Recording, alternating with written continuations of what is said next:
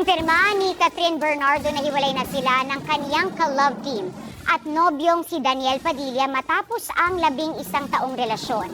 Sa Instagram post ni Catherine, sinabi nitong nasa showbiz siya sa loob ng 21 years. 12 years nito ay bilang kalahati ng Kathniel at 11 years ay bilang 1 taong nagmahal kay DJ kahit sa likod ng kamera. Dagdag pa ni Kath, lumaki siya sa industriya na hindi nagpapadikta. At mapalad siya dahil sa natanggap na paggabay at best support system. Gumagawaan niya siya ng desisyon para sa sarili, lalo na kahit pagdating sa pag-ibig. Nangako siya na hindi malilihis, kaya ginawa niya ang lahat para magpakatotoo sa sarili.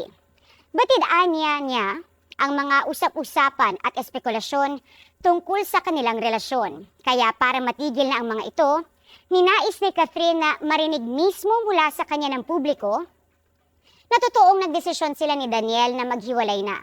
Sabi pa ni Kath, kung anuman ang meron sila ni Deej, tunay ito at hindi para lamang sa show. Hindi sila pumasok sa relasyon para lamang sa kamera, hindi dahil sa fans o dahil sa pera bunsod ng matagumpay na love team. Giit ni Kath, tunay nagmahalan sila ni DJ. Hindi umano pinagsisisihan ni Catherine ang nakapiling niya si Daniel ng halos kalahati ng buhay niya at hindi niya ito ipagpapalit sa anumang bagay sa mundo. Sa 11 taong relasyon ay nagbigay niya sa kanya ng saya, adventure at pakiramdam ng isang tunay na tahanan sa piling ni Daniel. Si Daniel anya ang first boyfriend ni Catherine at hindi mawawala ang pagmamahal niya para dito. Sinubukan anya ng Kathniel na ayusin ang kanilang relasyon pero kailangan nilang tanggapin na hindi na maibabalik kung ano man sila dati. Unfair din anya na magpanggap sila na walang naging pagbabago. Sabi ni Kath, nitong mga nakalipas na buwan ay naging mahirap ang sitwasyon para sa kanila ni DJ. Salamat anya sa nabigyan sila ng oras para iproseso ang sakit at ang kanilang love story ay nagsimula anya ng may respeto at natatapos ng may respeto rin. May mensahe rin sa mga fans si Catherine.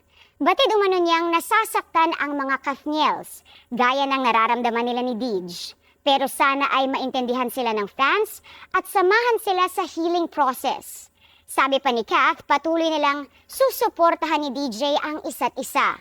At sa huli, ipinapaalam ni Catherine kay Deej na magandang 11 taon ang ibinigay ni DJ kay Kath, isang klase ng pagmamahal na hindi anya makakalimutan habang buhay.